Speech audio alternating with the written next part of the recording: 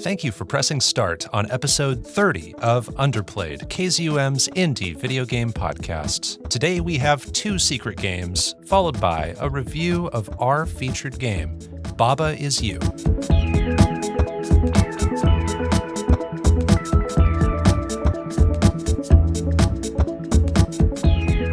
Here on Underplayed, we review indie games of all kinds, the games with small budgets but big hearts, the lesser-known experiences with imaginative ideas. Bopo is me, DiscoCola is him. DiscoCola has feel. Feel is what? DiscoCola is fine. DiscoCola is not smart. DiscoCola is here. Bopo is me and fine. Fine has reference. Reference is featured game. Featured game is Baba Is You. Very excited to talk about this very unique game with you today, DiscoCola. But first, we have a couple things to talk about. And DiscoCola, I wanted to throw it to you first about a certain storefront, that is, closing down soon, that includes some indie games. Yeah. Some would even consider this like a mass extinction in the timeline of video games. As we're recording this, the 3DS and Wii U eShops are still accessible. You can't buy products on there the way you used to, but you still can buy and download products. By the time this episode comes out, it'll be about 2 more weeks before that happens. So, oh, man. There's a couple of really great indie games on the 3DS and Wii U. Most of them are available on other platforms, but just so that you're aware, if you have these pieces of hardware, you want to play some good indie games. Some great ones on the Wii U are Axiom Verge, the first 4 Shantaes, Mutant Mudds, Runbow, Zeo Drifter, both Toki Toris. A game I just discovered while I was looking through the eShop today was Thomas Was Alone. I've played that. That looks really interesting. Yeah, it's a very simple 2D platformer that's kind of a deconstruction of the 2D platformer formula and gives personality to all of these very basic shapes. Yeah. I've thought about picking that as a secret game, but it's been around long enough. I think enough people know about it. It might be eligible for a featured game too. I just haven't even considered it. I would be okay with that if you just one day put it on our list. Cool. Some 3DS ones, all of the first 2 Gunvolts and the Gunvolt anime, which I think is only available on the 3DS. There is a Runbow Pocket, which I imagine is only available on the 3DS because it's a pocket version of Runbow. And then Mighty Gunvolt, which is a game that I have on the 3DS, and that is only available on the 3DS. Oh, man, that sucks. But just on top of that, the Virtual Console on the Wii U and the 3DS is incredible. Just for like classic NES, SNES games, just non-indie stuff. Incredible selection there. So you're missing out on a lot. Like when that eShop goes down, the easiest way to get the like Metroid Prime trilogy for the Wii is going to be paying $200 for that Physical. Yeah. Whereas you can get it for like $20, you know, in this eShop right now. Jeez. So there's a lot of stuff that will be unavailable, and it's tragic, and I hate when this kind of thing happens. It's no secret that I'm a physical collector, but when you take away the digital option too, it's frustrating. Yeah, I think you and I differ when it comes to digital versus physical. I'm more of the digital guy between us, but I think we both agree that accessibility is important, and accessibility is available through both physical media and digital storefronts, and this is a thing that we're seeing more and more of. I think it'll be less of a problem as time goes on, as these storefronts are kind of built with the future in mind. But we're seeing like Sony wanted to take down the Vita storefront so that you couldn't buy Vita games anymore. And there was a big reaction to that. And then they reversed their decision.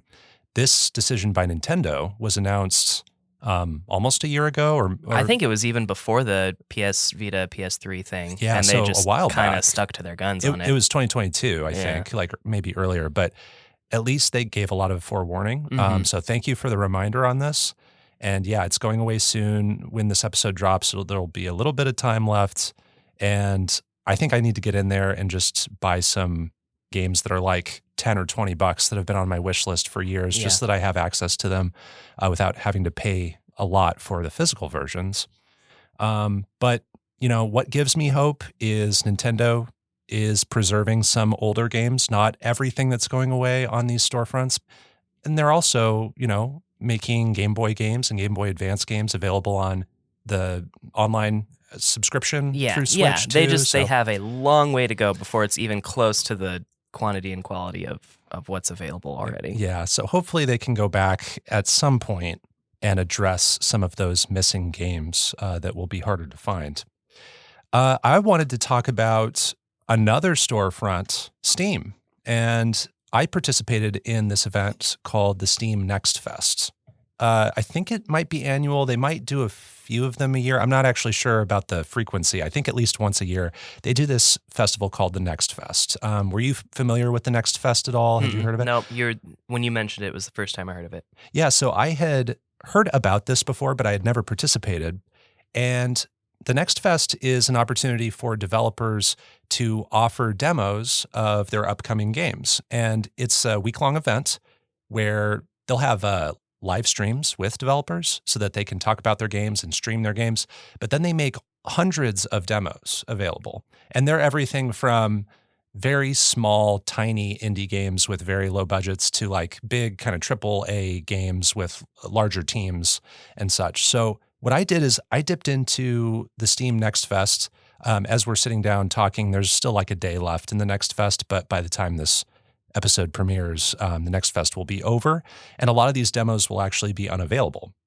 They only make these demos available during the week, and then a lot of them will actually get locked after Next Fest. So it's a way to create scarcity and generate interest around this week. I forgot when you sent me these that you played the demos. Yes. Yeah, I totally forgot about that part. So what I did is there are a bunch of really helpful filters. I was able to filter by stuff on my wish list on Steam, and then also by like indie games.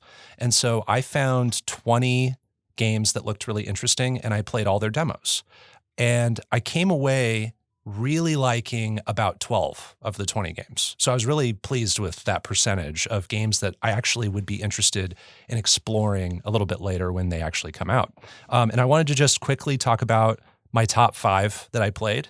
I sent you some trailers for these in your messages so you could reference them. But the first one I played, or the first one I want to mention, is Planet of Lana. This is an extremely polished Inside-like puzzle adventure, and it's about this girl who's exploring this vibrant world and encountering ruthless robots, very much like Inside in like pacing and perspective and art style and just how polished it is. So I really liked Planet of Lana. It's the one I had heard the most about ahead of Next Fest because Xbox has been talking about putting it on Game Pass, and it was previewed at a bunch of showcases in like 2022 and maybe even 2021. So that one will probably get tons of nominations like for Indie Game of the Year. I'm guessing it would be a really strong candidate there. The next one is Mail Time. And Mail Time is this cozy cottagecore 3D platformer about delivering letters to forest animals. And I just found this one really relaxing, really fun. It paired really well with another indie game I played called Shoo Me Come Home. And what I thought was really cool is these two developers developing these very similar games, they actually put references to each other's games in their demos. So nice. the mushroom you play as in Shoo Me Come Home, you can meet in Mail Time. And they actually say like, hey, if you want to check out my game's called Shoo Me Come Home. And they do it vice versa. So I thought that was really cool. Instead of, being competitors, they're actually embracing how similar they are. So love that. My next one I want to mention is Sons of Valhalla. And this is very similar to a side-scrolling base building game I've played called Kingdom, which is on my top 100 indie games list. And this is a game where you have a Viking village, you train warriors, and you conquer neighboring villages before they conquer you. So it's a strategy game. Everything's happening in real time. You're walking around upgrading your archery center and your barracks and your general town. You're gathering resources so you can buy soldiers and buy upgrades and things like that. So I found this really addictive. My next one, my second favorite demo I played is one I think you would love, DiscoCola. Yeah. And it's called Gestalt, Steam and Cinder. And it's a steampunk Metroidvania with really fast combat and very expressive pixel art. Beautiful pixel art. So you got a chance to check out the screenshots and the videos there. I am looking forward to this one a lot. I think this would be a fun one for both of us. And then my favorite one, and a game that has been on my radar for years, is Radio the Universe. And I think this is being developed by one person, which is why it's taken so long. Ooh. But Radio the Universe is like a more brooding take on Hyperlight Drifter. Mhm. It is about a wanderer descending into ruins filled with dangerous machinery. This is one of the demos I played the longest. I played this for 40 minutes. It's a really chunky demo, and I loved this demo. Nice. I am very much anticipating this game. It is like at the top of my indie game wish list of indie games that aren't out yet. Cool. I can't wait for this. Cool. Yeah, I checked out everything that you showed me. I remember seeing a trailer for Planet of Lana and thought it looked really cool. Mail Time definitely looks cute. Sons of Valhalla looks like it plays sort of similarly to Lost Ruins from season 2, I think. Yeah, one of your secret games. I've seen the trailer for Steam and Cinder a few times. Looks hecka good. And I think the Completionist actually announced that his indie publishing company is publishing Steam and Cinder. Oh, got it. Okay. It definitely seems like a game down his alley that he would support. Absolutely. Least. Yeah. If I might be wrong, but I think that's what I saw. Sure. And then Radio the Universe, looks rad as hell. It's news to me. I've never heard anything about it, but man, I love that, what I would call glitch punk, I guess. It's not steampunk, but it's glitch punk or something. That's a good descriptor, there's a lot of like technology, a lot of computer screens with writing and programming language you can't really understand. A lot of it is depending on iconography. You're like reading iconography to understand things, and that sounds a little challenging, and it is at first, but I kind of got used to the language of the game the more I played, and I only played it for 40 minutes, so I imagine if it's at least like a 4 or 5 hour game, you'd fall into that groove pretty quickly. So if you want to see some brief thoughts on the 7 or so other games I really enjoyed, you can see my Twitter thread about it at BOPO. That's BO_PO. Let us now move on to our secret games. Secret games. Secret games. Secret games. Secret games. In Secret Games, we're each picking an indie game to review and play on our own. And we don't know what the other person picked. We try to pick something that sometimes has to do with our featured game. Sometimes it's completely different, just as long as it's a game we haven't talked about on Underplayed before. So we will start with you, DiscoCola. Let the mystery be no more. Reveal your secret game for episode 30 of Underplayed. My secret game this episode comes from Way Forward, and it is called Mighty Switch Force. Oh, this, I don't know if I've heard of this. It sounds a little familiar, though. Yeah. Let me take a look at it. Well, I sent you the trailer, so you can take a look at that while I go on. Okay, I am now looking at it, and it actually doesn't look familiar to me, but I know who Way Forward is. Right, of course. There's actually the character you're looking at there. You get that costume in one of the Shantae games as DLC. Oh, cool. And you get to play a little Switch Force and Shantae. So, Mighty Switch Force, I'm actually going to read the synopsis from the Mighty Switch Force collection startup screen. Okay. Guide cybernetic peacekeeping officer Patricia Wagon and her corporal Gendarmer, is how I'm going to pronounce that, on their mission to bring the Hooligan Sisters to justice and restore peace to Planetland. And that is about as much of a story synopsis as you need with this game, I would say. Mighty Switch Force is a puzzle platformer with a 16 or 32-bit style pixel art. As Patricia Wagon, you can do just a couple of things. You can jump, you can shoot your gun, and you can switch, is what I will call it. Switching is where most of the most important mechanics in this game happen. So what that does is it triggers a majority of the puzzle elements, and many of the puzzle elements are essentially boiled down to either being on or off. So when you press the switch button, it'll change a transparent platform solid and vice versa, and it'll switch back and forth. Your goal in all of this is to collect all 5 Hooligan Sisters in each level by platforming, destroying and evading small enemies, and manipulating those puzzle elements to allow you to reach the new platforms that house the Hooligan Sisters. So, essentially, at the top of my review, I'm going to say that this is probably going to be pretty short. I don't have a lot of overall thoughts on it, so I'm just going to sort of describe what some of the different puzzle elements are and how levels are built around that element. And I think that will help. That kind of sounds like what we might do for Bob A Knows You, too. little bit, yeah. I think that will help us understand a little bit better how this game works. So the most basic puzzle element is a block that can either be solid or transparent. Like I said, when it's solid, it acts as a platform. When it's transparent, everything passes through it, including yourself and enemies. However, if you stand in the transparent version of the block and switch it to solid, it will throw your character or any of the enemies forward at the screen and literally break the fourth wall of the screen. And is that a death? That is a point of damage to you, and that is a death to your minor enemies in the stage. Gotcha. So that actually does become something you're required to do to defeat certain types of enemies. There are platforms that also launch characters in a singular direction when you turn them solid, and you will launch until you crash into a ceiling or wall. This is actually my least favorite puzzle element, as it usually results in really tall levels or really wide levels. I also really don't enjoy trying to get the timing down of switching launchers as you're flying at incredible speeds. So a lot of these levels will require you to launch through one launcher and you're heading toward another one, but it's already on. So you have to switch it off and then turn it back on at the right time as you're about to land in that launcher. Wow. Sounds like fast reaction times. Yeah.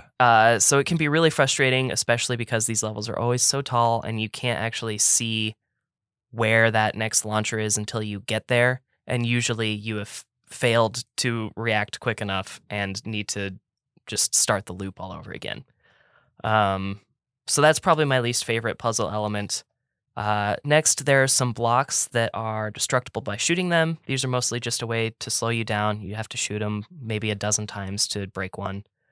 There are similar blocks that are indestructible and can only be destroyed by manipulating exploding bomb enemies near these indestructible blocks. So sometimes that means you have to wait for your little bomb enemy to go whoop, whoop, whoop, whoop, and walk over to it, and then you shoot it. Sometimes you have to launch them with launcher blocks into bombable blocks. So that's a little annoying. Another block is something I'll call a lock block. In these elements, there are red blocks and gray blocks. And typically, when you start the level, they'll act opposite each other. So if the reds are on, the grays are off, and vice versa. However, if you activate switch while you're standing on the red blocks, they will be locked. So when you switch, they stay on, and then the grays also turn on. Gotcha. And so you have to manipulate transparency a lot and plan your jumps to reach higher levels. Those can be pretty fun, but they also can be pretty annoying. There's some really fun platforming challenges with those ones. And then in the final level, you do not have control over your switch mechanic. It acts at a set interval, and this is actually what I enjoyed the most. Something I haven't mentioned yet is that each level has a time to beat challenge. And so this level in particular is really encouraging you to go fast. And this can be really annoying in unfamiliar levels, especially in levels that have the launchers. But when the timing of your switch mechanic is sort of taken away from you, that sort of also removes the burden of timing to a certain degree. You really have to focus on getting the timing right, but it's in a different way. It's not in your control. It seems like less about planning, more about reacting. Yes, and you don't have to press the switch button. This also means that the levels would have to be pretty intelligently designed in order for it to be possible for you to complete each step while operating on a timer. And I'm pretty happy to say that I think this level is really intelligently designed. When I die on this level, for the most part, it feels like it's my fault, which is super cool.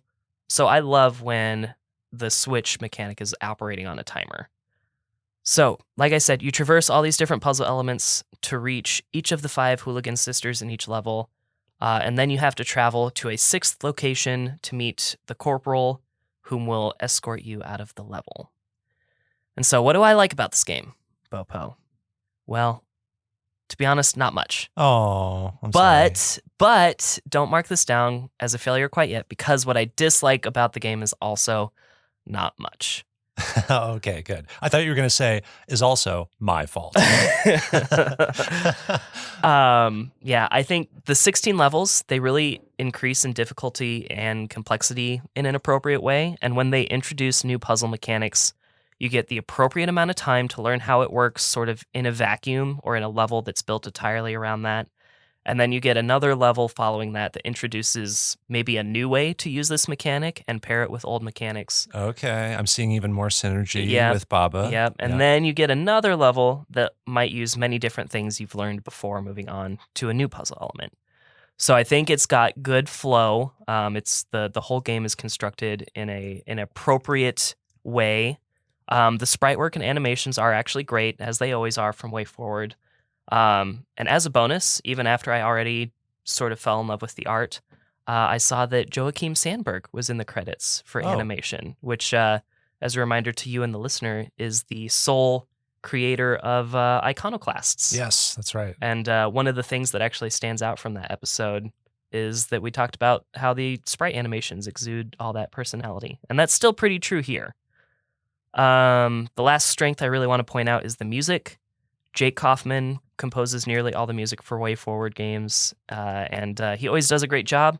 But I think the music in Mighty Switch Force actually fits the setting more than many of the songs fit the settings for his other games that he's known for. So it just fits perfectly, I think, right here. Things I don't like, levels built around the launcher platform. I always don't like sprawling levels, and this is just frustrating. So launcher platforms. And this is maybe a big one, but the game feels a little just lifeless in general. Like I don't care about Patricia. I don't care about the Hooligan Sisters. And I don't care that like their world is essentially being invaded by alien monsters, I think. This game is essentially do puzzle things in order to stand in 5 different spots and then get to the exit. Yeah, and I'm watching the trailer muted right now on a loop, and it does kind of seem like the story is pretty basic and it's kind of surface level as far as like what's going on. Yeah. It's really more about the action and the puzzles. Yeah, the Hooligan Sisters they may as well be like flags or orbs or gems or something. Sure, like yeah. It would They're just do the same thing. Yeah, flag is win. Yeah, exactly. So it doesn't do me a great job of getting me invested in any character in any way beyond maybe offering like the fan service, which I generally also don't care much about. So at the end of everything, Mighty Switch Force is a pretty decent puzzle platformer that doesn't ever ask too much from the player. However, it doesn't do too much to keep me invested. And I even kind of forgot that I played this for today's episode at one point. I think the game is pretty good for what it is, but what it is something that you play in short bursts, in waiting rooms, or if you're one of those people, on the toilet. Wow. It does offer a layer of difficulty in the form of time challenges for those looking for a greater challenge. If this wasn't also a platformer, I think it would be a great mobile game. My experience on this is overall neutral, but more on the positive side still. It's not a bad game for any real reason, but for me, Mighty Switch Force is going to get a 6.0. Okay, I guessed 5.5, so very Pretty close. close. Pretty close. Yeah, toilet games are a thing. You know, I mean, some people don't do that and are appalled that others do. And I understand that. That. But some people might appreciate this more on a mobile device, like on the bus or, you know, while traveling or something like that. But yes. This reminds me, just looking at it, reminds me of a little bit of Metal Slug meets Mega Man a little bit, just kind of like in like art style and, you know, sci-fi stuff. And then some of the platform switching in Super Mario 3D World. Yes. Especially that last level that you're talking about where it's switching on its own. It reminds me of in Super Mario, I think it's 3D World. Yeah, and I know exactly. I think other games where it does the deed, deed, switch. It sounds almost exactly like that. Switch. Yeah. Okay, cool. So that idea is kind of borrowed. That's fun. I like that they introduced that and that you felt like, even though it's something that isn't really properly introduced earlier in the game, it has its own level, of course, but it's saved for the end, that you still didn't have like frustration with that and that mistakes were like your fault. Right. And so Yeah, I like that implementation because that sounds a little risky to me, but they pulled it off. Yep. Cool. Well, I don't know if I have any other questions about it, but it is an interesting game. It doesn't really look like Baba Is You, but there are some ideas about this puzzle platformer that are similar in the way that it introduces good foundational mechanics that it builds upon. So that's a good comparison to make to Baba Is You. And this came out in 2011, it looks like. Yeah, long time quite ago. a while back. Yeah. All right. So yeah, Mighty Switch Force is available on Windows, Wii U, one of those ones that's going to go away soon, 3DS, and then it's also available on the Mighty Switch Force Collection, which is how I played it, and you can get that on Nintendo Switch, PS4, Xbox One, Windows. Great. Glad that's available in a lot of places for people who want to play the series.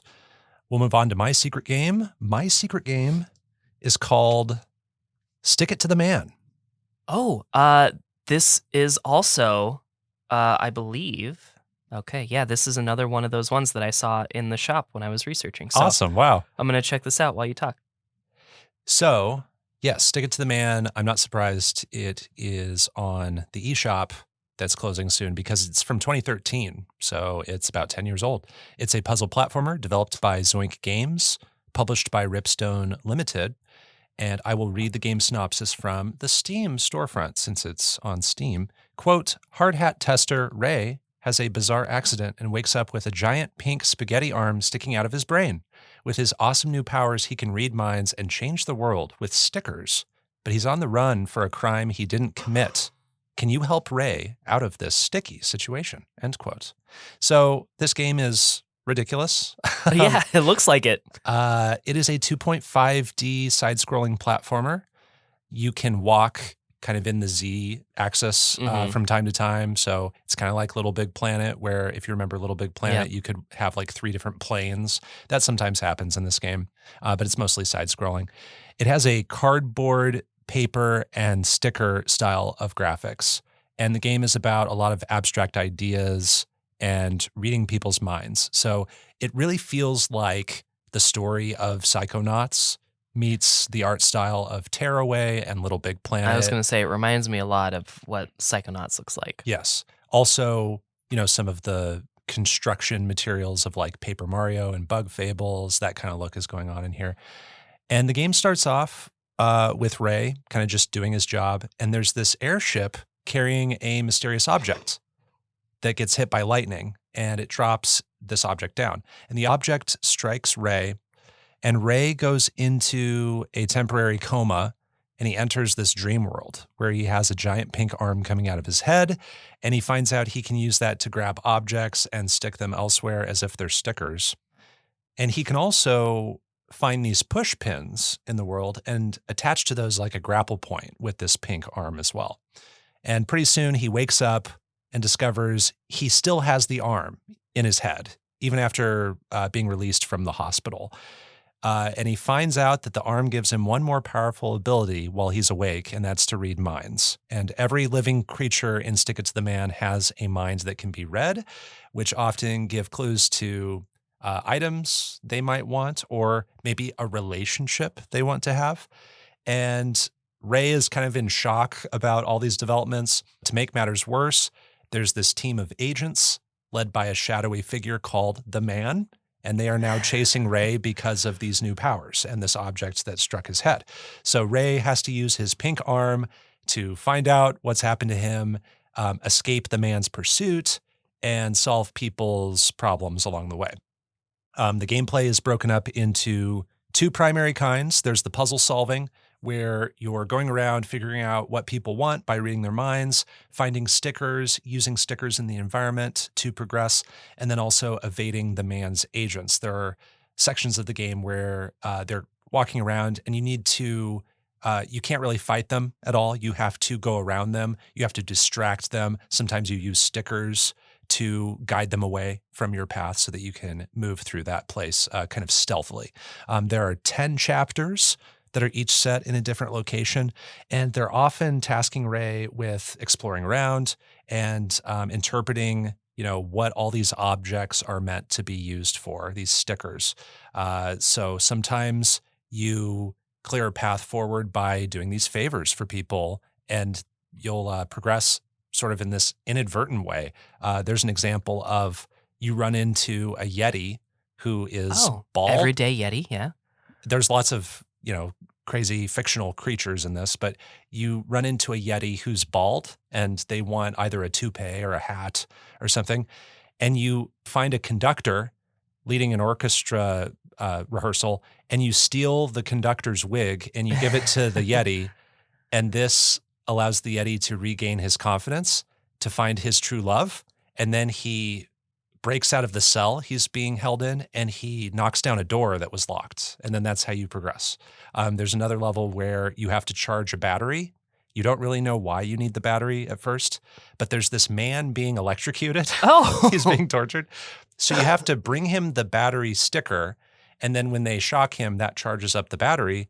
And then you use the battery to shock a dead whale back to life, and that whale then carries you to the next chapter. So that's how bizarre some of these solutions are. There are many, many dozens more that I could reference, but that would just waste time listing more. So what I liked about Stick It to the Man, Stick It to the Man has a really clean presentation and art style. It has this look and feeling and gameplay that's a lot like a Double Fine game. If you've played these Psychonauts or, Costume Quest or any of these other Double Fine games. So I couldn't believe at first that this wasn't from Double Fine, just in how it looks and how it feels. The puzzle element has you thinking outside the box about how objects can be repurposed. You'll read someone's mind and they'll have a thought bubble with a sticker inside of it. And you're taught to look for those stickers and think of how that object could be used in a different context. And I would say the game is really imaginative and has a lot of bizarre scenarios, both in the real world and then when Ray slips into unconsciousness or subconsciousness, which happens a couple times throughout. And I'd say it's safe to say there's no game quite like this one. Even though I mentioned all of those possible influences for the game. And the game also uses licensed music, specifically by Kenny Rogers and the first edition, this song called I Just Dropped In, which I first heard from The Big Lebowski, but it's used in the title sequence and then at the end of the game, and it's a really fitting song thematically for this whole experience. That is about where my likes end. I have probably just as many dislikes.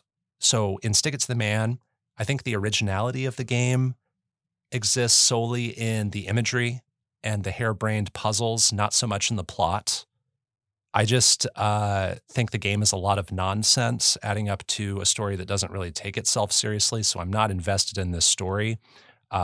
Anything goes, nothing really matters. It's a story about powers that are the most powerful in the world, but the general goofiness kind of takes any stakes away from the story. So I'm not really invested in what happens. Then there's the gameplay act of reading thoughts. And I think it's an awkward activity that you're forced to do a lot of.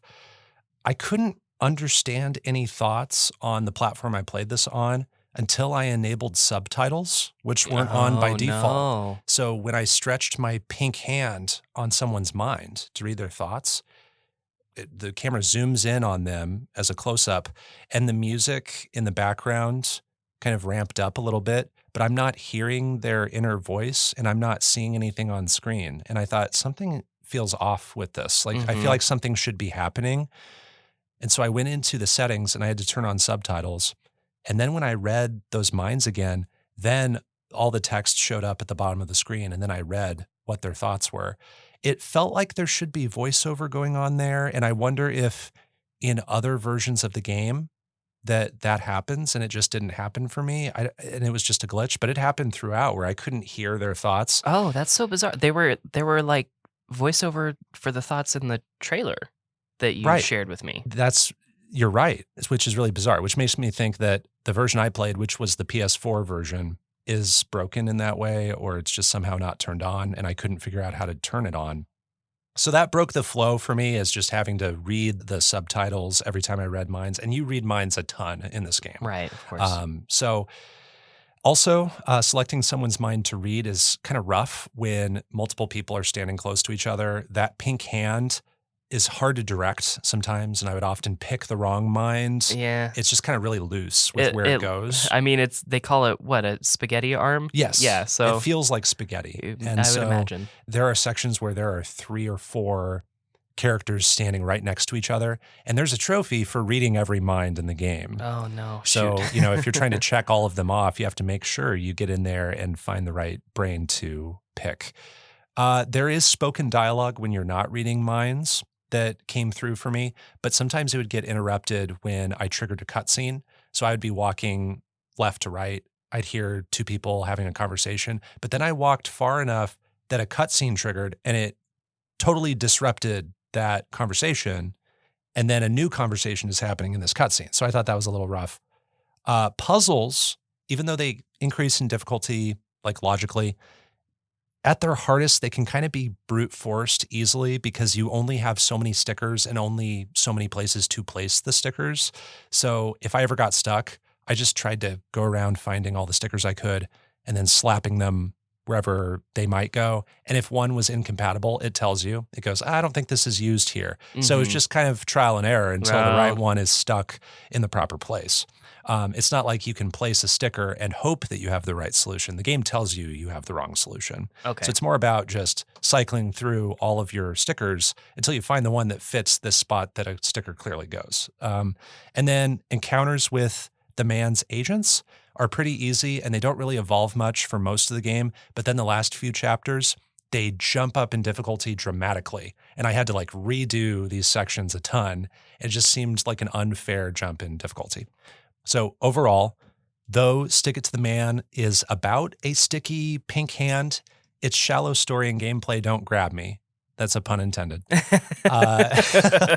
It's somewhat redeemed with its imaginative art style and visual personality. I really wanted to like this one, but it's too superficial and silly for me to fall in love with it. So I'm going to give this one a 5 out of 10. Dang, that's too bad. It is playable on PC, Mac, Nintendo Switch, PlayStation 4, which is where I played it, and Xbox One. All right. Well, I don't have a lot of questions about Stick It to the Man. When I saw that on the eShop this morning, I was like, oh, that looks like Psychonauts. I'm not sure if that's indie or not, so I won't mention it. But yeah, it looks cool visually anyways. The only question I have is in regards to like stickers themselves. When you find solutions to sticker-based puzzles, do those stickers often become unavailable throughout the rest of the game? Yeah, so you find them in one place, and then you have to find how they could be repurposed. And usually it is changing something about another character.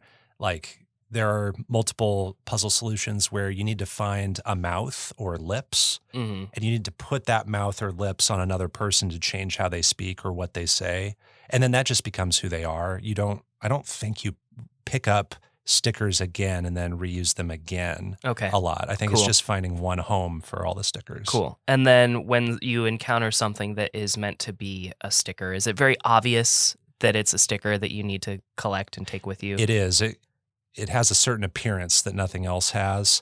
When you pick up a sticker, your pink hand is holding that sticker. And as you walk around, that's just the default sticker that it will slap onto something if you find a sticker spot. And sticker spots are also very apparent and obvious.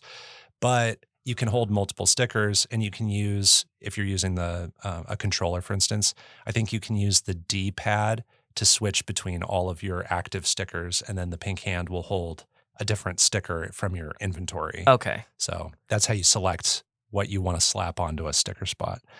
Yeah, I don't have a lot else to say about this game, but I will say it's a two crazy coincidences. One, that you saw this when you were looking at the eShops. And then 2, this is my second secret game this season in which the inciting incident of the plot is an airship getting hit by lightning.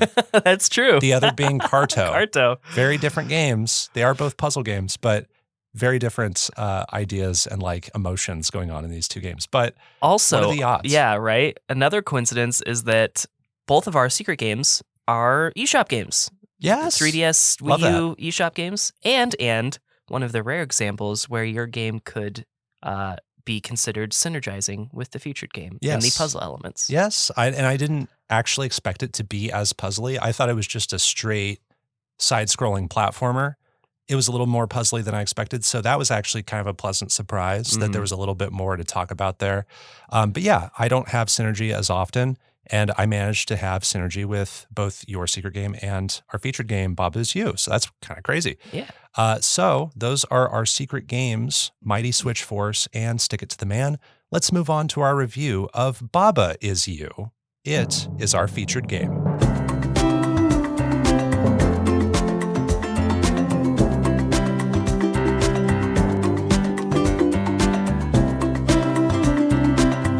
Baba Is You is a 2019 puzzle game developed by Hempuli, who I think is the developer name of RV Teikari, a Finnish indie developer.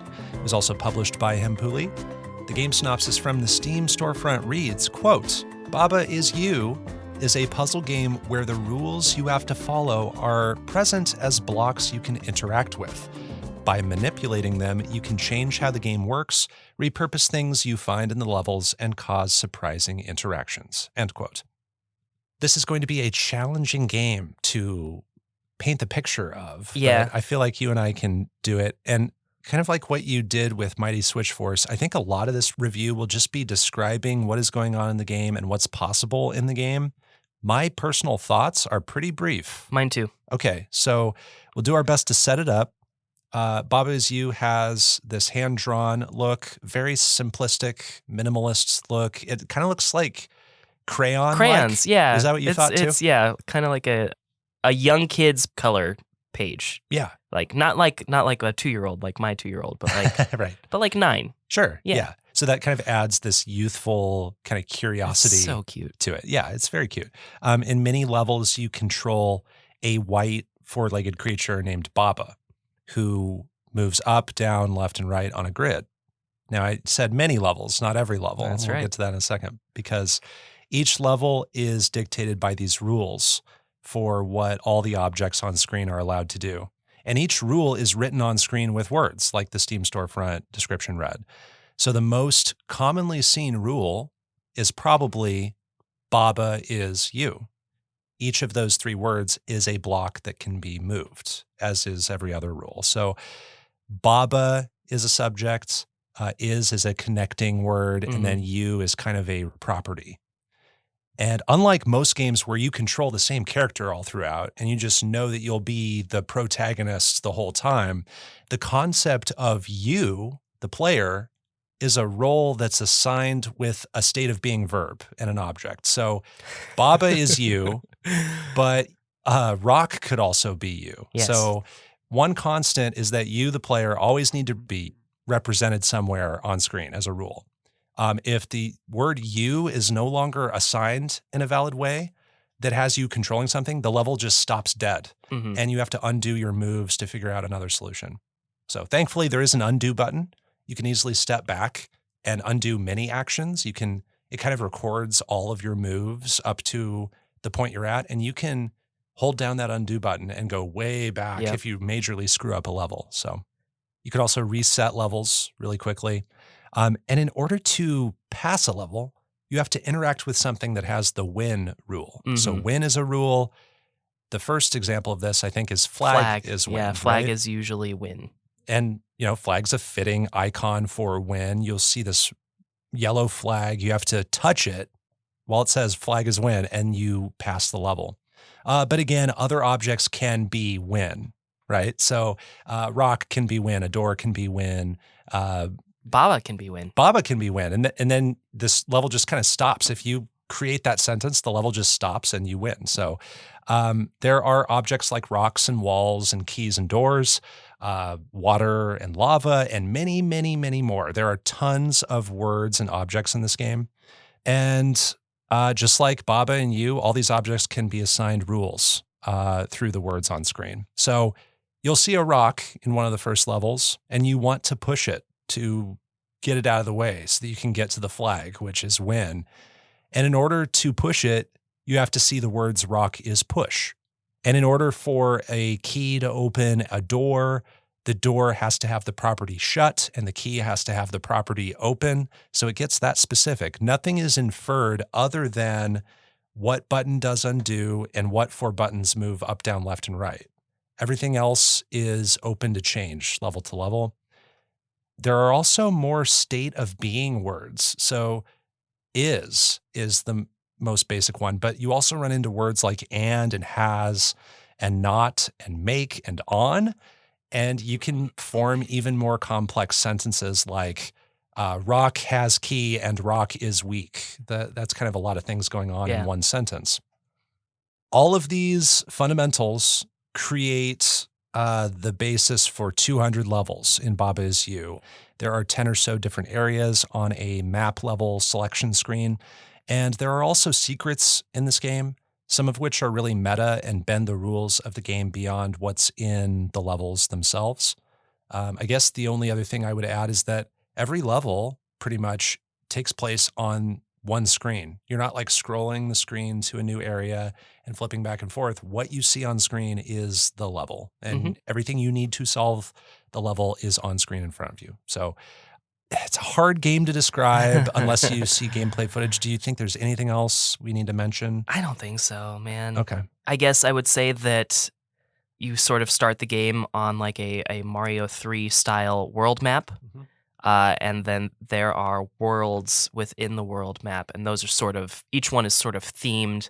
And obviously, as you get to like World 7 and World 8, difficulty sort of increases while also changing theme. Yes. And kind of what you talked about with introducing foundational concepts in Mighty Switch Force, the first level of an area will usually introduce a new concept you haven't seen before. And then that is built upon in the successive levels of that world.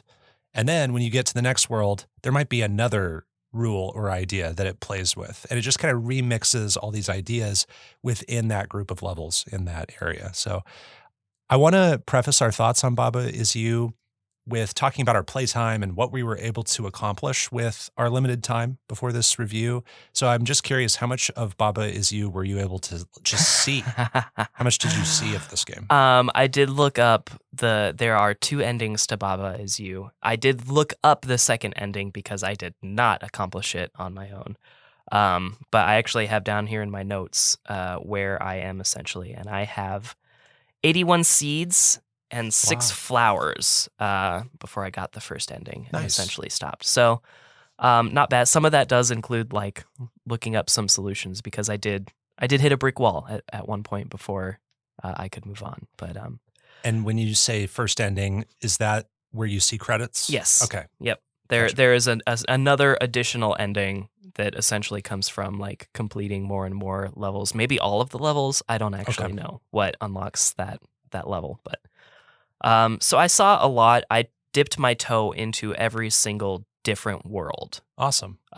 But did not accomplish much in the later worlds. Yeah. And I think that highlights that if you get stuck somewhere on one level, that's not the only level you can access usually. Usually you have at least 3 or 4 different levels you could try. Per world. Per like world, if you have like 6 worlds unlocked, that's potentially like 20 levels you could flip through. Yeah. So I think the game gets super hard. Yeah. But you're never really locked in one place, so you can try other things.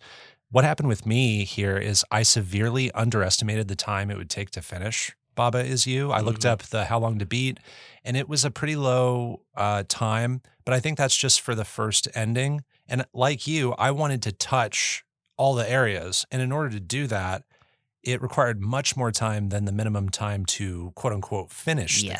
Yeah, you can actually gain access to the first ending level pretty early. If you get enough of the levels complete. Which I think is a great balance of like difficulty, but then also accomplishment. Yeah. So I did that accomplishment largely on my own, but then because I wanted to just be more knowledgeable about what is possible in this game, I did look up lots of solutions. I actually got to over 100 seeds. Excellent, dude. But tons of those were me. I gave it a fair try at first, but I then consulted tutorial videos if I got stuck Yep. like majorly. So I ended up doing that a lot just to be able to see a lot of the later levels, like you're talking about, just to have that experience.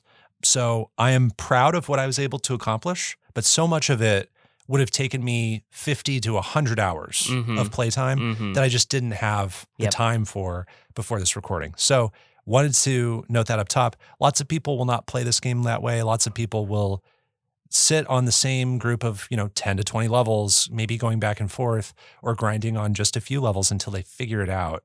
And I think that is really satisfying. I just wish I had more time to do that. So now, getting that out of the way, curious, DiscoCola, what are your thoughts on Baba Is You?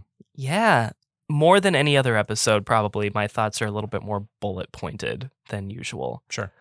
So I got what I feel was a good distance before I had to start looking up some solutions. I got to the point where I was in worlds 5, 6, and 7, and I just couldn't figure out any of the levels that I needed to beat that were open to me. So I did start looking up some solutions. A lot of the ones in the space level, unfortunately. I think belts are really confusing. I struggle really hard with using the conveyor belts. I don't really like them. Yeah. Puzzles where I'm swapping back and forth between objects after each time I move, that's really challenging for me.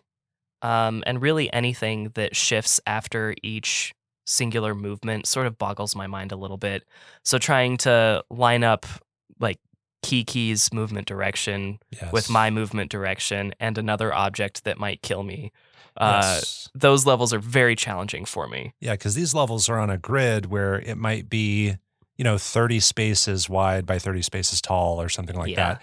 And sometimes if you're controlling something every other move or you're controlling two things at the same time, you need to have those things coincide at some point while avoiding obstacles that will kill you, like something that is defeat.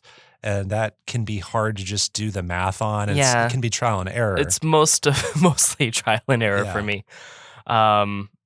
Levels that allow me to unlock the win condition and then still do a couple more things for fun after that win condition's already unlocked.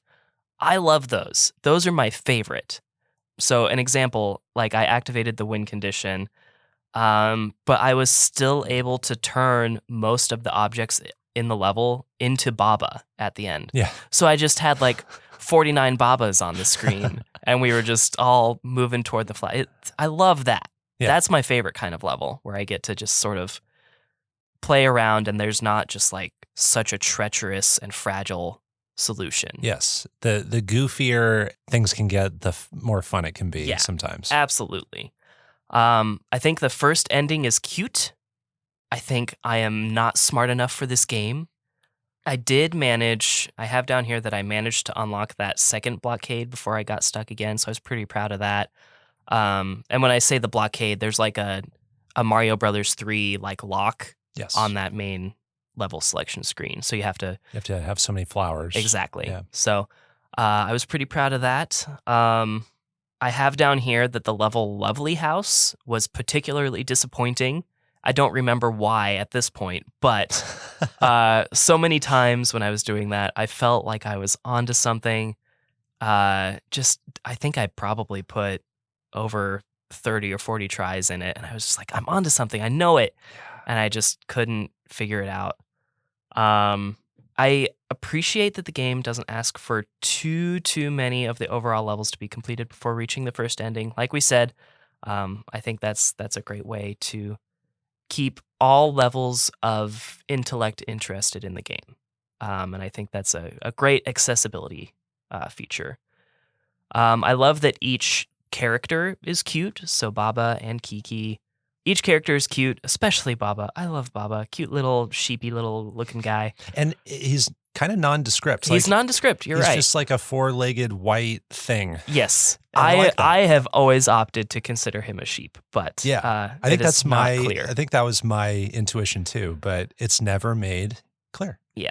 I think the game could have more effectively taught new mechanics. Like, it does it in a great way that allows the player to grasp concepts, but I think the personality of this game sort of lends itself to maybe the occasional like Baba cutscene where the little cutie could just like solve a short little puzzle for you on the screen. So if you remember games like Number Muncher back in the day, like on the computer, occasionally after like 5 or 6 levels, you get like a little cutscene where Number Muncher's chasing the bad guys or something. Yeah.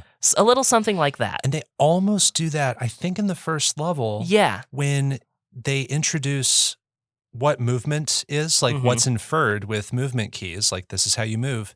And then it also, when it introduces the sentence, Baba is you kind of animates on screen. And it's like saying, this is the most foundational rule. Yeah. And we're kind of just showing you this. And I think it's kind of a little cutscene. It is like a little cutscene. I'd take a little bit more of those, I think. And that would help me maybe understand belts better, maybe a little bit. Yeah, I think this game is brilliant. It could possibly be a cool entry point into like programming logic. I only had to do a little bit of that maybe in college. But it's sort of like the same part of my brain here that had to deal with that. So could be a cool way to start conceptualizing programming logic by playing a fun, cute little game. I'm definitely not smart enough to complete this game without a guide, but I appreciate the use of if and statements as a puzzle game. I feel really proud when I figure out solutions and intrigued even when I have to look most of them up. I love the art style, as always. If I hadn't looked up the final ending of this game, I think I probably would be done with it, but I do want to reach that final ending and experience it for myself in my own hands. Otherwise, it's just a little too hard for me personally. Like Thumper, many of my complaints are mostly coming down to skill issue. But I think even objectively speaking, that this game does get pretty difficult even for much more intelligent people, I would say.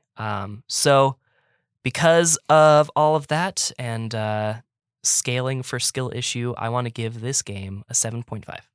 Okay, 7.5. Still a positive score from DiscoCola, and I agree with a lot of your thoughts on this. I think Baba Is You is another puzzle experience from this season that's unlike anything I've played. There have been lots of those, and here is yet another one, and it's unlike anything I'll probably play in the future. So I think a lot of people who play it would agree. I think that's part of the draw. It's just such a one-of-a-kind sort of a thing. Yeah, and I agree that, you know, it makes me feel stupid. We're not alone, because I looked at Steam reviews for this, and there are countless people who use the gag, me is dumb or me is stupid in their review. Now you can't do it because then you're a sheep listener. Right. Yeah. You're Can't do it you're a anymore. Baba. You're whatever Baba is. No. But what I liked about Baba Is You is never has a game had me talking out loud to myself more than Baba Is You. Not out of frustration or success, but more as a means to reinforce what I know that my brain refuses to keep inside all at once. Yeah. There were so many times when there are lots of things happening at once, and I just needed to keep going back to the foundational rules that I know that are written on screen. And so I'd go back and I'd find myself saying out loud, okay, so Baba is you, rock is push, key is open, all these things. And I would say them out loud over and over again. And if you were to observe me, you'd probably think I'm a crazy person. I love how experimentation is encouraged, and experimentation can take you down one of many paths to a solution. Not all levels can be solved in multiple ways, but the more variables there are in a level, the more likely we can each use our own personal experience and our own ideas in coming up with a solution. And so I loved when I tried something out and there was a solution, and then I looked up something about the level and someone else had a completely different solution. Mm-hmm. Love that. It's not every level, but it's cool that there are so many variables that can happen. And I'm simply in awe of the number of words this game has and how each level offers a unique idea. And that's what makes the game really hard to summarize. There are over 200 levels. And although some levels build on foundational knowledge from a previous level, each level is kind of still doing something different. And so it's hard to sit here and talk about everything this game can do because it's just innovating all the time. And love that I'm getting a simple idea broken down for me in the first level of a world. And that allows me a little bit more access to understand the more complex levels that come after it. When I would enter a new area of levels, the difficulty went back down a little bit because I was doing that simpler level first. So love that it wasn't just harder and harder and harder the whole way through. I worked on levels in my mind when I wasn't playing Baba Is You. There was a morning when I woke up and I was immediately thinking about the game, and I thought of an answer I didn't think about the night before. And then when I went to the game later that day, I tried it out and I made further progress, and then I figured out the level. Yeah. So like I'm working on the game subconsciously when I'm not playing it sometimes. Yeah, I was actually on vacation when I played this, and a little bit of the same. That's the mark of a puzzle game that really makes an impression on me. My dislikes with Baba Is You, I don't really have any major dislikes. All the problems with the game are my own impatience and stupidity. Mhm. You know what I mean? Yeah.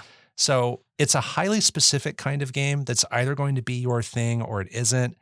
And it isn't quite my type of game that got me obsessed to the level I hoped it would, but it's still such an innovative and impressive game for me. I agree that some ideas maybe aren't taught sufficiently. There's a level called Prison that I wrote down an example of where you have to trap Kiki within this sentence that is wall is stop. And then you have to use Kiki is you to push the words apart from each other to break a barrier. And it's just something I never would have thought to do. So that was one that I had to look up. Also, I think like one valid criticism is that it's difficult to recall where certain levels are if you want to revisit something. There are no preview thumbnails to the levels, and they start to kind of blend together in my mind with where they are. You're just selecting a square on a map. Mhm. And so if you want to revisit a specific level, you have to remember where it is and what its name is. And there are over 200 levels in the game. So it's hard to memorize all Right. this stuff. So overall, Baba Is You made me mumble myself into a new state of consciousness. I'm in awe. Can I quote you on that? Yeah, sure. I'm in awe of its sheer complexity and variety with such simple ideas. And it's a game I probably admire more so than I enjoy while I'm playing it. But that amount of admiration is tremendous. I'm going to rate this an 8.5 out of 10. Excellent. So you mentioned this would factor into programming logic, and it might appeal to people who study programming. It's funny you mentioned this because I spoke to a work friend who played this, and he played it alongside a friend of his who's a programmer. And he was telling me how it was interesting having this sit-down session where he's not a programmer, his friend is, and they're cooperatively working on the game together. And so they kind of brought their own perspectives Excellent. to it. And his programmer friend got super into Baba Is You. Nice. That's so great. Yeah, so I thought that was really fun to hear about. And I think this is a really great unintentional co-op experience if you Mhm. have the right person to sit down with. Yeah. Yeah, because maybe someone's like seeing a solution that you can't even comprehend at that moment. Or maybe you're stuck just on this like one path of solution and you keep trying it over and over and it's not the solution. Maybe Yeah. having someone else that thinks of something in a different way. That would be really fun. Yeah, and there were levels where I got stuck for a long time, and for some reason I just could not get an idea for a solution out of my head, even though I have proven to myself that it's not the solution. Yeah. And I just imagine if 30 minutes into a level, I can't figure it out, if someone else came in and sat next to me and they go, with fresh eyes, they go, well, did you try this? That Uh-huh. would probably help me solve things a lot faster. So there are rules that I wrote down as really interesting, like when you combine certain words. So one I wrote down is a key was blocking the path. Mm-hmm. And I made the sentence, key is open and shut. And the key canceled itself out. Mm-hmm. I thought that was a really interesting idea because we're taught to use keys to open doors.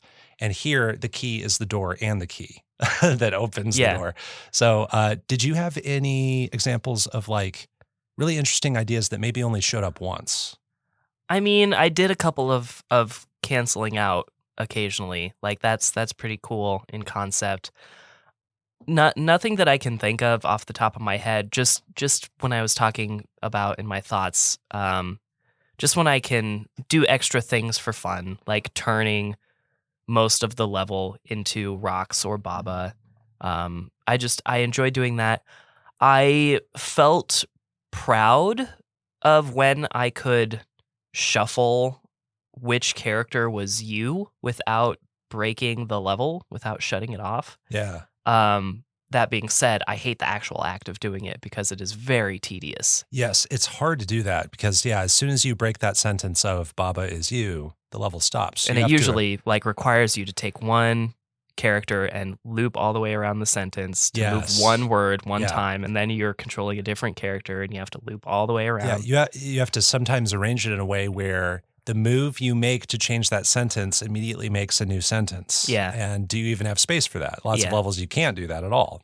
It's so I felt proud whenever I was figuring out how to do that without dying, essentially. But I think that idea becomes more common later on. But I don't like doing it. It's not fun.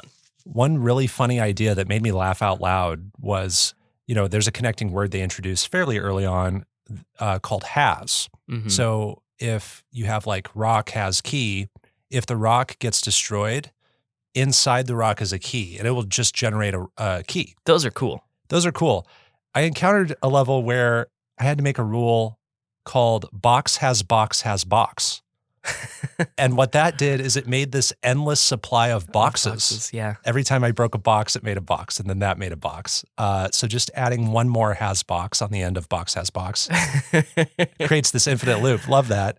Another one I wrote down was Baba is you, while Kiki is Baba is Kiki is you. And that is the one you're talking about where you're changing every step. You take a step, you change into Baba, and then you take another step, you change into Kiki. I think I had to look that one up. I think I did too. But seeing that written on screen is hilarious. Baba is you, Kiki is Baba is Kiki is you. It's so funny. And it gets to the place of logic and programming that I no longer understand. But I still really appreciate that is being presented in an interactive way that I could conceivably come up with myself. That is really fun. In college, I took a class called Intro to Logic. I think that might be the same class that you're thinking about. This game reminded me of so many concepts from that, even though I don't remember the material of that class immediately. It was a class all about interpreting rules that are written in shorthand and lots of if-then statements or if and only if statements. And so I was brought back to all these ideas of conditional statements, biconditional statements, negation statements that I had to learn. And I treated that class like a class about solving puzzles.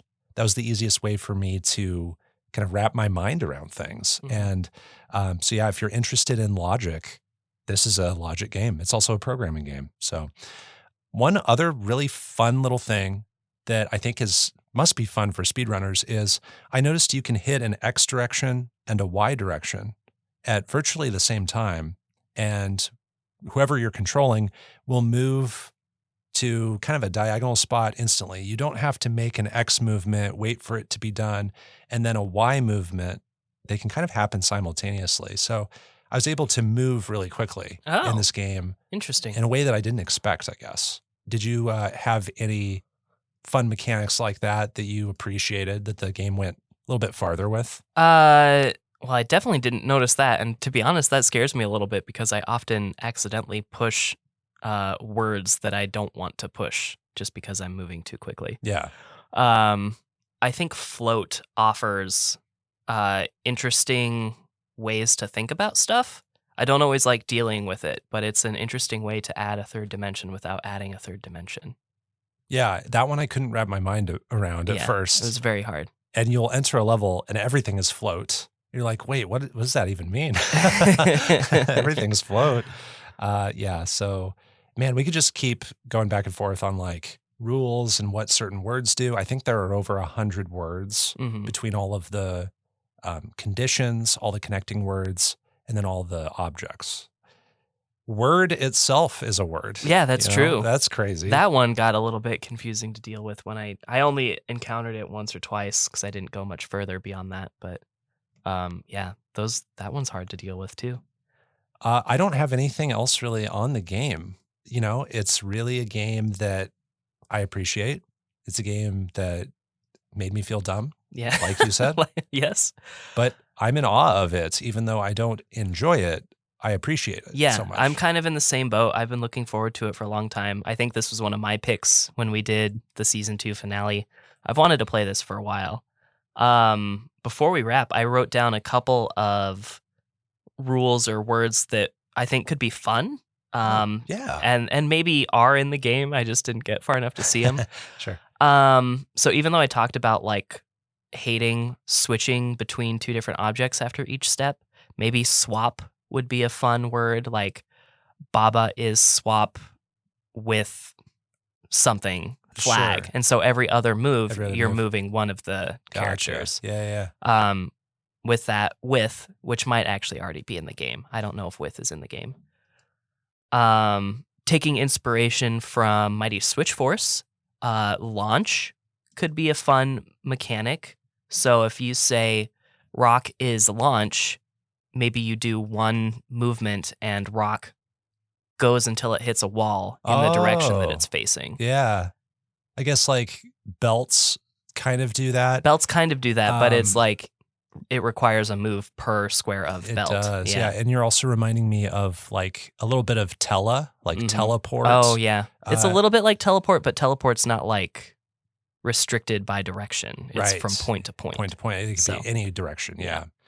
I think I was reading an interview with Hempuli, and there were a lot of ideas for words that were scrapped because they were either vague or they repeated a concept very similar to another word. And so that was a process to filter down the words to the point where like no word is too powerful and no word is too similar to another word. Yeah. Got a couple more, maybe double. So when something is moving after each movement, it moves twice instead of just once, like 2 squares instead of 1. You can accomplish that with has move, I think. Like if Baba is you and then Baba has move, I think when you move 2 spaces. Okay, but something that's not you. Oh, something that's not you. Yeah. Sorry. So like Okay. if you're moving Kiki, Gotcha. Kiki is move and Kiki is double. Oh, gotcha. And then she would move 2 spaces maybe instead of just 1. I know the game introduces like letters. I don't know if it introduces numbers. I don't think it does, but yeah, that's interesting. And then hop. I don't feel as strongly about this one, but maybe hop allows you to do float, but temporarily. Oh, okay. I didn't think it through that much, Right. but essentially jumping over objects, but still having access to the ground. Yeah. So like it would overwrite something that is block. Yeah, Right. maybe that's Okay. it. When you get to something that is stop, maybe you can hop over one block of is stop. Yeah. There is trial and error in this game of figuring out not only what rules do, but how rules are written. Yeah. Because Baba is you, that much can be clear, but you is not Baba. You cannot make the sentence you is Baba. And the way I wrapped my head around this is if you have an is statement, whatever is first is the thing that is second or becomes the thing that is second. Okay. The thing that is second does not become the thing that is first. So if you make like Baba is you, but then you move like rock is you, rock becomes you don't become rock, even though that seems like both ways would work. Mhm. So like the order of words matters. Yeah. I'm looking at the complete list of words and I do see that like 1 through it goes through like 1 through 10 and then 14, 16 are numbers, but they're U-type words. So I don't know if that would play into your idea. Oh, maybe. And again, we're not masters of the game, so we don't know what we're talking about anymore. But I never encountered the word sleep, so I don't know what that does. Oh. I didn't encounter the word bonus. I don't know what that does. There are certain modifiers where like you can't be near a wall. I saw it was like Baba near wall is defeat or something like Oh. that. That was crazy. I don't like that. Yeah. So near is like an is type word in that case. There's another is type word called facing. So if you're facing a certain thing, a rule will activate. Oh. And I can't think of an example, but it gets that Whoa. crazy.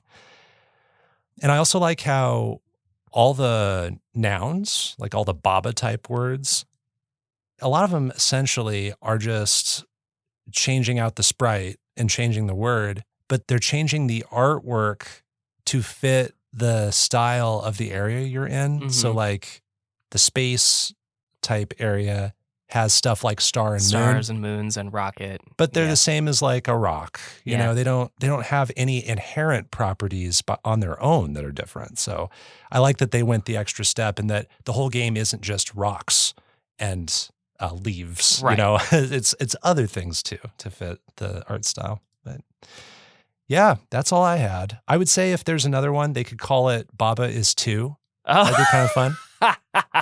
I hope they do that. We'll ring up Hempuli. Yes. Let them know. I'm sure Hempuli has not thought of that at all. I'm sure that Not would a be single a time. brand new idea. Idea is new. And with that, review is end. You can play Baba Is You on PC, Mac, Linux, Android, iOS, and Nintendo Switch. DiscoCola rated it a 7.5. I rated it an 8.5. That's the end of this episode of Underplayed. You can find more of our episodes at kzum.org/underplayed and on common podcast services like Spotify or Apple Podcasts. Our music was composed by Jack Rodenberg. Our art comes from Onimochi. Underplayed is on Twitter at UnderplayedPod. You can find me on Twitter at Bopo, that's BO_PO, and check out that same handle on the GG app where you can see my game lists and what I'm currently playing. And I'm at DiscoCola on Twitter and Twitch, playing many of the secret games, but not as much as I used to. And I'm also on the GG app on that same handle with very little to show for it at this point in time. Next time, we will have 2 more secret games to review, and our featured game will be Amnesia: The Dark Descent, a survival horror game developed by Frictional Games. Until then, everyone, keep on playing.